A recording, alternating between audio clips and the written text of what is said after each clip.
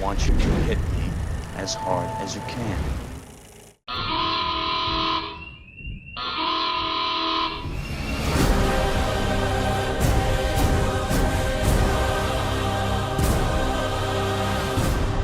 Hey guys, this is Paul Shirey with JoBlo.com here with another DCEU scoop to get you fired up and excited about what's on deck for the future of Batman, as well as some of the key players in the Bat family, most notably, the Red Hood, who will be making his debut in the very near future of the DCEU and will factor largely into the first solo Batman film.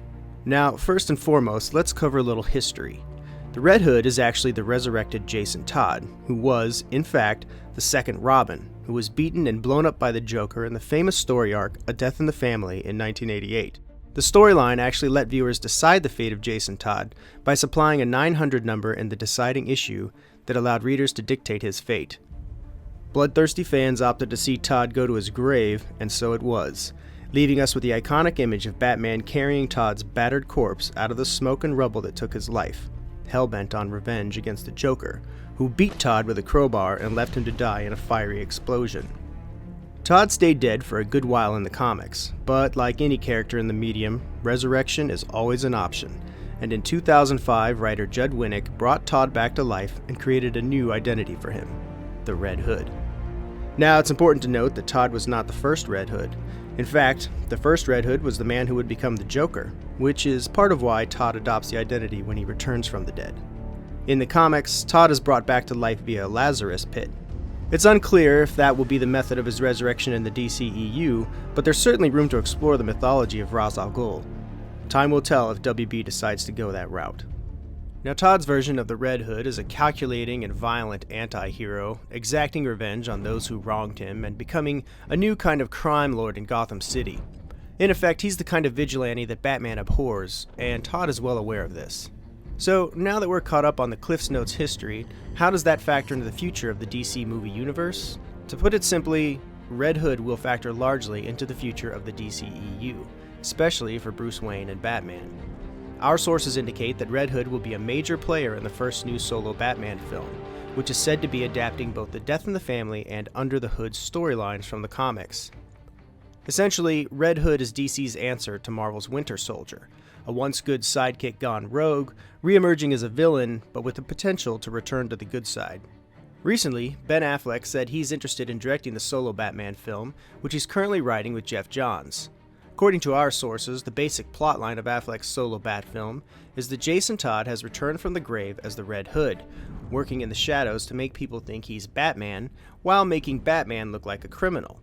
At the same time, he leaves clues about his identity for Bruce/Batman to ultimately solve, leading to a confrontation that will involve Batman, Red Hood, and yes, the Joker, who will feature as a primary villain alongside the Red Hood. Naturally, the question will come up about whether or not Red Hood will be referenced as the second Robin, and if Dick Grayson, the first Robin, will play a role.